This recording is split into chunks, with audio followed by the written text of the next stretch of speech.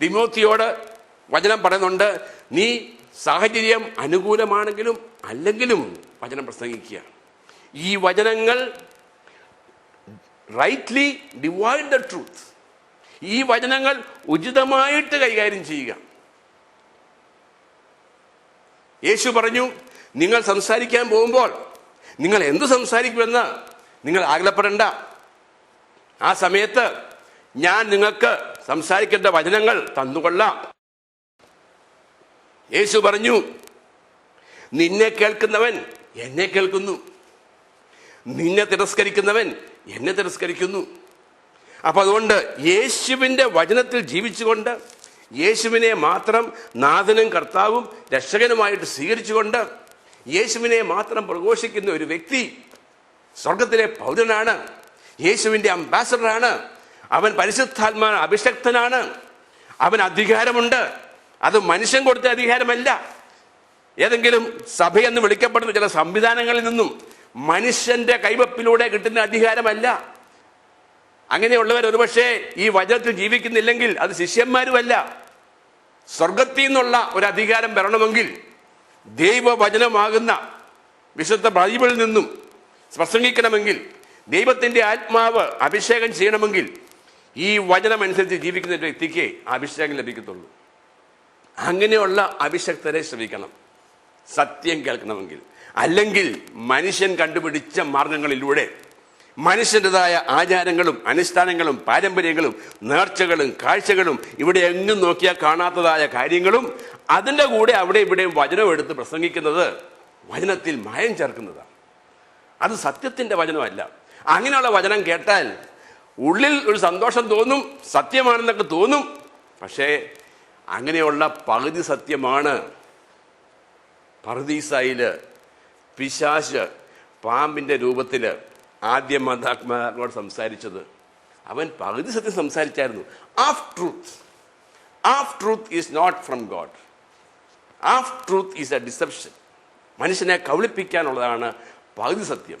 അതുകൊണ്ട് പകുതി സത്യം കേൾക്കുകയും പകുതി കാര്യങ്ങൾ ഇവിടെ ഇല്ലാത്ത കാര്യം കേൾക്കുമ്പോൾ അത് അപകടമാണ്. വീണ്ടും നമ്മൾ വളരെ ശക്തമായിട്ട് മനസ്സിലാക്കേണ്ട ഒരു കാര്യം, ഹെബ്രായർ 4:12 പറയുന്നു, ദൈവത്തിൻ്റെ വചനം സജീവവും ഊർജസ്വലവുമാണ്. The word of God is alive and active. ദൈവവചനം ജീവനുള്ളതും അത് പ്രവർത്തിക്കുന്നതുമാണ്. കാരണം ദൈവമാണത്. വചനം ദൈവമാണ്. ദൈവത്തിൻ്റെ ഏറ്റവും വലിയ പ്രത്യേകത ജീവനാണ്, പ്രവർത്തനമാണ്. അപ്പോൾ ഈ വചനങ്ങൾ ചരിത്രമല്ല. ഇത് നമുക്ക് ഏതെങ്കിലും കാര്യങ്ങൾ വായിച്ച് രസിക്കാനുള്ളതല്ല. ഇത് പഠിച്ച് ബുദ്ധി കൊണ്ട് പഠിക്കാനുള്ളതല്ല. ഇത് ദൈവം തന്നെയാണ്. ദൈവത്തിൻ്റെ വചനം ജീവനുള്ളതാണ്. അത് കേൾക്കുന്നവനും അത് പാലിക്കുന്നവനും ആത്മീയ ജീവൻ ലഭിക്കുന്നു. ഇത് പ്രവർത്തിക്കുന്നതാണ്. ഈ വചനമാണ് യേശു. നമ്മളത് വീണ്ടും വീണ്ടും ഞാൻ ഏറ്റു പറയുക. യോഹന്നാന്റെ 1-ാം അധ്യായത്തിൽ ആദിയിൽ വചനമുണ്ടായിരുന്നു, വചനം ദൈവത്തോട് കൂടിയായിരുന്നു, വചനം ദൈവമാണ്. ആ വചനമാണ് മാംസം ധരിച്ച് നമ്മുടെ ഇടയിൽ വസിച്ചത്. ആ യേശുവിന് ദൈവം കൊടുത്ത പേരാണ് ദൈവവചനമെന്ന്. അപ്പൊ യേശുവാണ് ദൈവവചനം. ആ യേശുവിനെ കുറിച്ച് ഹെബ്രായർ 13:8 പറയുന്നു, യേശുക്രിസ്തു ഇന്നലെയും ഇന്നും എന്നും ഒരാളാണ്. Jesus Christ is the same yesterday today and Forever. അവന് മാറ്റമില്ല. ദൈവത്തിന്റെ വചനത്തിനും മാറ്റമില്ല. ദൈവത്തിന്റെ വചനം യേശുവാണ്. ആ ദൈവത്തിന്റെ വചനമാകുന്ന യേശു പറഞ്ഞതാണ്, ആകാശവും ഭൂമിയും കടന്നു പോയാലും എൻ്റെ വചനം കടന്നു പോകത്തില്ല. അതുകൊണ്ട് പ്രിയപ്പെട്ടവരെ, നിങ്ങൾ മനസ്സിലാക്കേണ്ട സത്യമുണ്ട്.